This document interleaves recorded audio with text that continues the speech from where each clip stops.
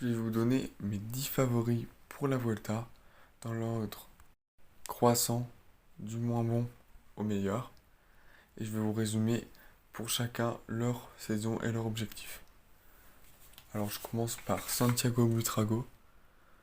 Peu connu encore par les fans de cyclisme, le Colombien voulait être la révélation de l'année dans son équipe. Il débute la saison sur une course de troisième catégorie. Il remporte sa première victoire de la saison et finit deuxième du classement général.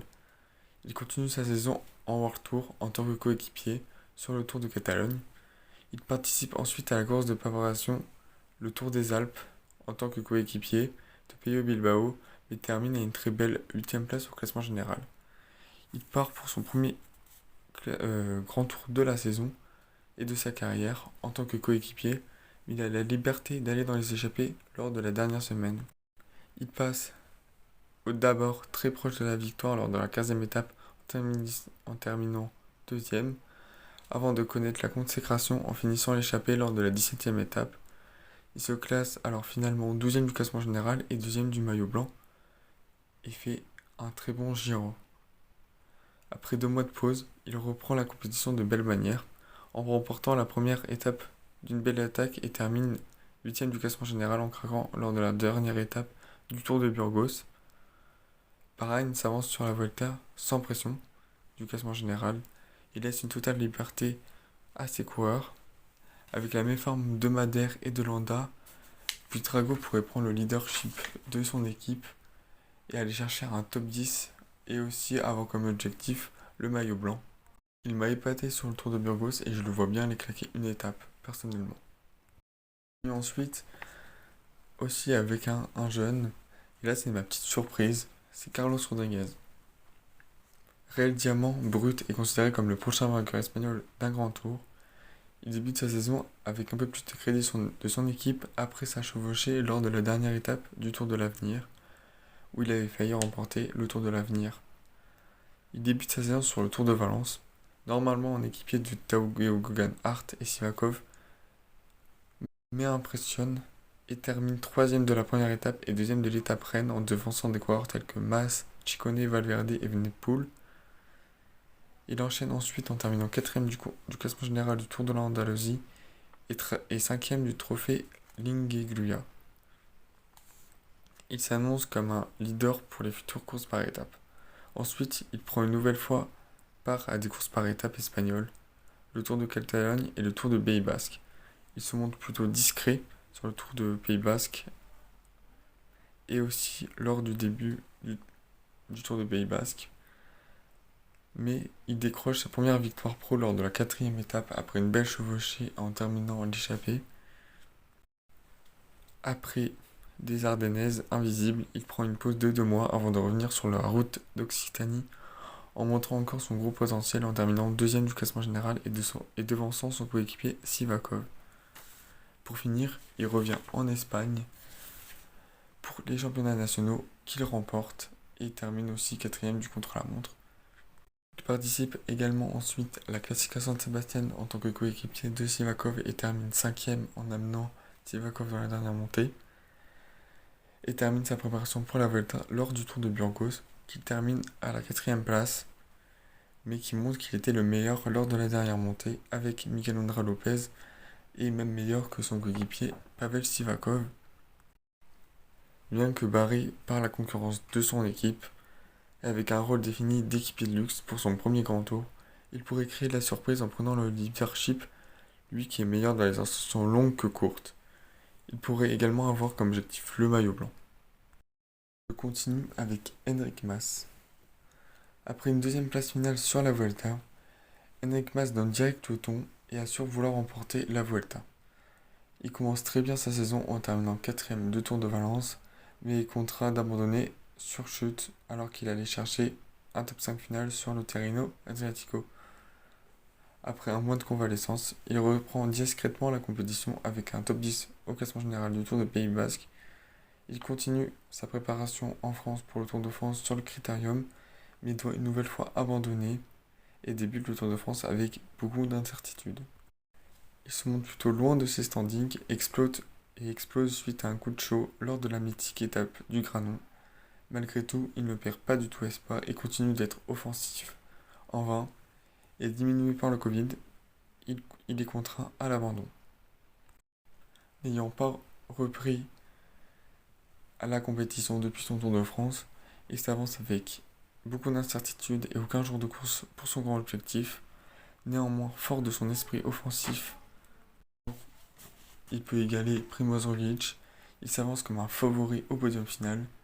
Il sera accompagné avec lui du doyen Valverde qui pourrait malheureusement lui faire de l'ombre, lui qui prend sa retraite en fin de saison.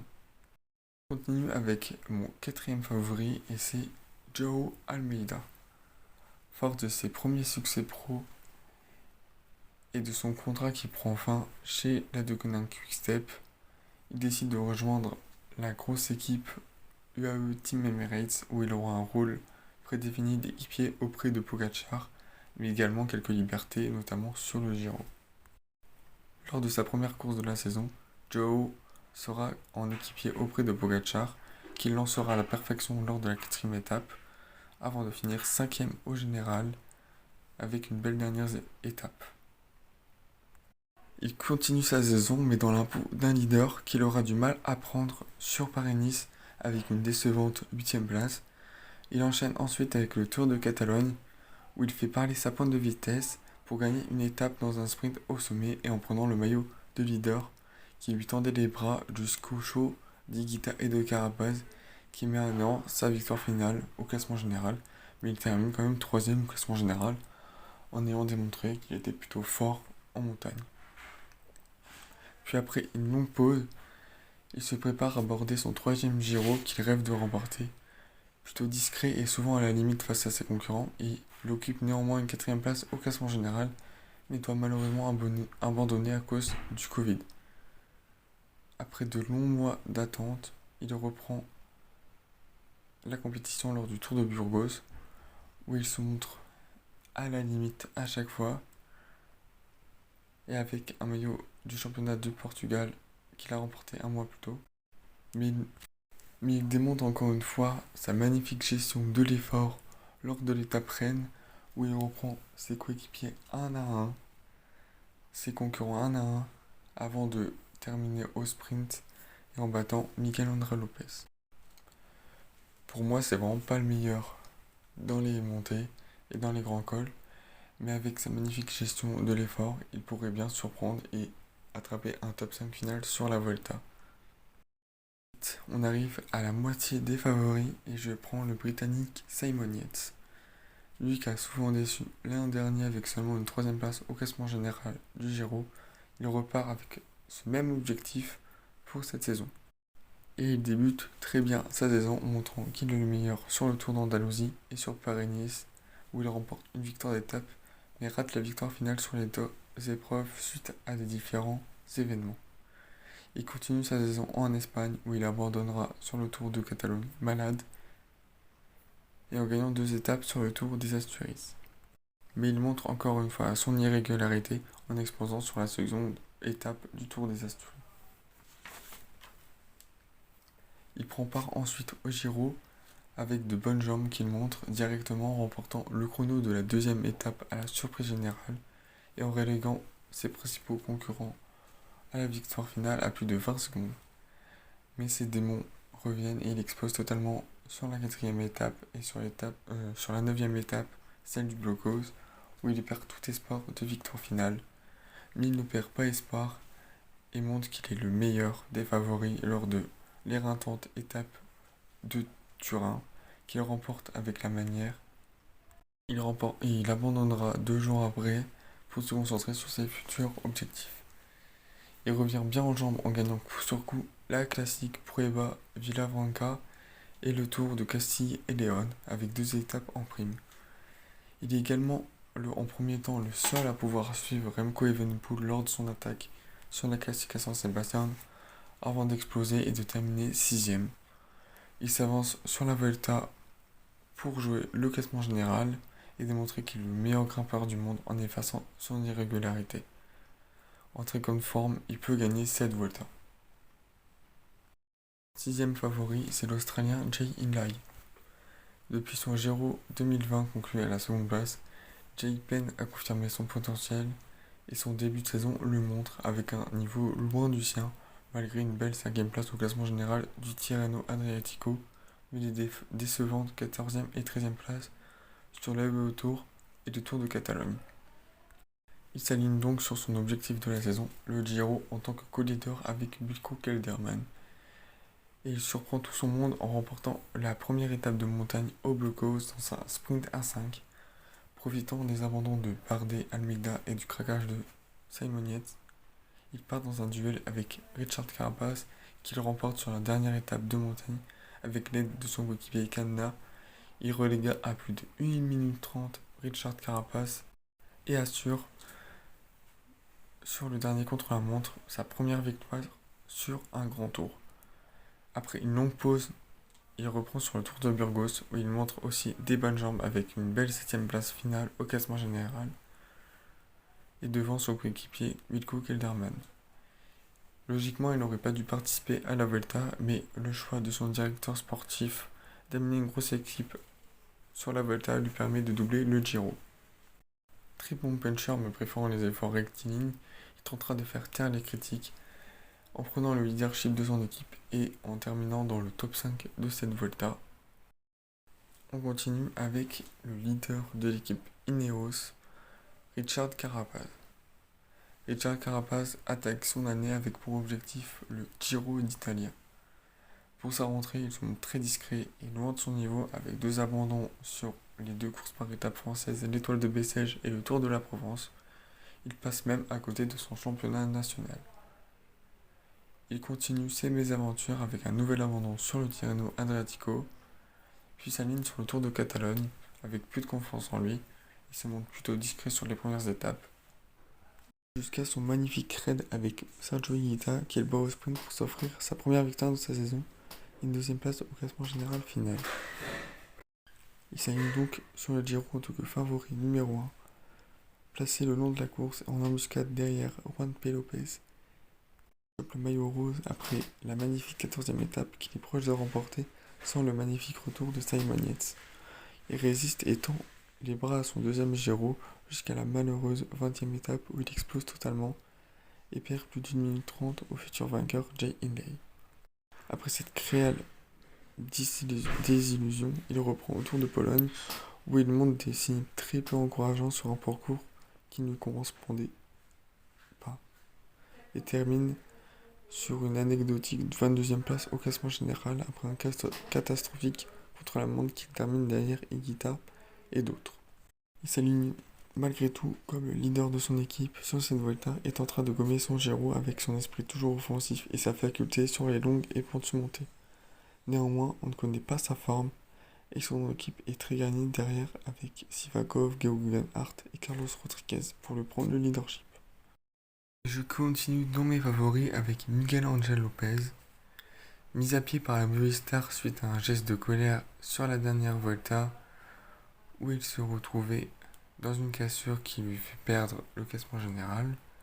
Lopez se retrouve dans un environnement qu'il connaît chez Astana, qu'il avait déjà côtoyé 2 ans auparavant, où il pourra continuer sa quête d'une victoire, de sa première victoire sur un classement général. Il commence très bien son année en terminant 3ème du classement général du Tour d'Andalousie, avant de s'aligner sur le Tirreno Adriatico où il fut complètement transparent à cause d'une gêne qui lui fait peiner à retrouver son niveau malgré une belle victoire sur les Tours des Alpes. Il s'aligne dans son objectif de la saison, le Giro, mais abandonne au bout de la 4ème étape à cause de sa gêne toujours présente. Il prend alors 3 mois avant de revenir à la compétition où il sera emmené dans une affaire de dopage et mis à pied par son équipe avant d'être innocenté et réhabilité par son équipe qui l'aligne directement sur le Tour de Burgos où il semblait le plus fort et terminera à une très belle 3ème place au classement en général. L'ancien triple vainqueur d'étape sur cette Vuelta s'aligne donc sur le Tour d'Espagne avec pour objectif la victoire finale où il semble guéri totalement de sa gêne. Il sera accompagné d'une forte équipe autour de lui. Lutsenko, Nibali et De La Cruz l'accompagneront. Il pourra donc montrer ses aptitudes dans les hautes altitudes qui lui valut de nombreux succès comme sur le col de la Lauze sur le Tour de France 2020. Ensuite, pour les coureurs 2 étoiles, j'en ai pris 3 et bien sûr j'ai mis Sergio Higuita. Le coureur colombien de la Bora Hansgrohe part comme leader de cette équipe et aura un parcours qui lui convient très bien car c'est un énorme puncher, enfin un énorme grimpeur qui est très bon dans les efforts très intenses. Mais malheureusement, avec le contre-la-montre, il risque de perdre énormément de temps, sachant qu'il est très mauvais sur l'exercice contre la métrique. Le coureur colombien qui met son programme en marche pour faire la Volta sera très redoutable néanmoins sur les étapes punchy.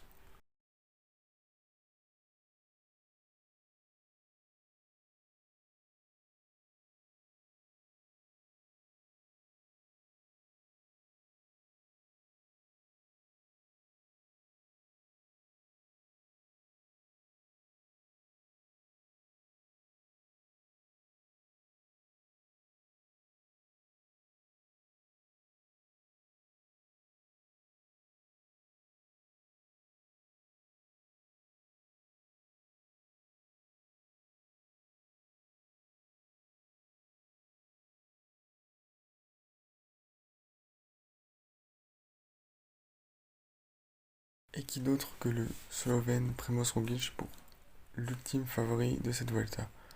Le Slovène avait fait du Tour de France sa priorité après ses 2 échecs en 2020 avec la perte du maillot jaune lors du contre-la-montre face à Pogacar et en 2020 où il abandonnera sur chute.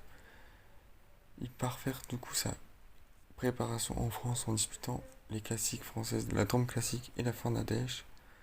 Puis il participe à Paris-Nice pour effacer sa cruelle défaite de l'an dernier et remporte Paris-Nice grâce à un chrono très solide, sa victoire sur le col de Tourigny et grâce à Wout van Aert sur la dernière étape. Ensuite, il prend part au Grand Prix de Denain en reconnaissance des pavés pour le Tour de France. Il se montre plutôt allé sur les pavés avec une échappée reprise que dans le dernier kilomètre. Il participe au mois d'avril au Tour du Pays Basque où il gagne le contre-la-montre, mais termine 8ème au classement général à cause de gêne survenue au genou. Après 2 mois de pause pour se soigner au genou, il reprend au Critérium de Dauphiné où il reporte qu'il remporte 100 victoires d'étape et en se montrant inférieur à son coéquipier Jonas Vingegaard. Il participe ensuite à son grand objectif de la saison, le Tour de France, mais encore accablé par la malchance lors de l'étape des pavés où il perd plus de 2 minutes et toute chance de remporter le Tour de France. Il se mue finalement au coéquipier pour Vingegaard lors de l'étape mythique du Granon en attaquant Pogacar à tour de rôle. Il quitte ensuite le Tour par la petite porte pour soigner ses 2 vertèbres cassées. Après plus d'un mois de, de pause et de convalescence pour soigner ses blessures, il part sur cette Volta dans l'incertitude, mais en tant que favori, lui qui a gagné les 3 dernières éditions de la Volta. Il pourra parfaire sa victoire dans les chronos, lui qui a remporté les 4 derniers, et sa résistance en haute montagne. Voici, du coup j'ai donné mes 10 favoris pour le classement général. Dites-moi ce que vous en pensez vous. Maintenant on passe au parcours.